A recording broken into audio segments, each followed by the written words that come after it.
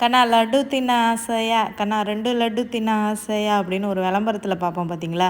அதே மாதிரி என்னோடய ஃப்ரெண்டு ஒரு சிஸ்டர் எனக்கு ஆப்பச்சட்டி வாங்கி கொடுத்தது மட்டும் இல்லாமல் அந்த ஆப்பம் எப்படி சாஃப்டாக சூப்பராக பண்ணுறது அப்படின்ற ரெசிபியே எனக்கு சொல்லி கொடுத்துட்டு போனாங்க. ஸோ அவங்க சொன்ன மாதிரியே நான் வந்து பச்சரிசி எல்லாம் ஊற வச்சு தேங்காய் தண்ணியெலாம் ஊற்ற சொன்னாங்க. அதாவது இளநீர் இருக்குல்ல அதில் அந்த தண்ணியெலாம் ஊற்றி அரைக்க சொல்லியிருந்தாங்க. ஸோ அவங்க சொன்ன மாதிரியே நான் வந்து அரைச்சி மாவு சூப்பராக வந்திருந்தது. ஸோ நான் கல்யாணம் முடிச்சு 10 வருஷத்தில் இன்றைக்கி தான் ஒரு பர்ஃபெக்டான ஆப்பம் வந்து செஞ்சுருக்கேங்க.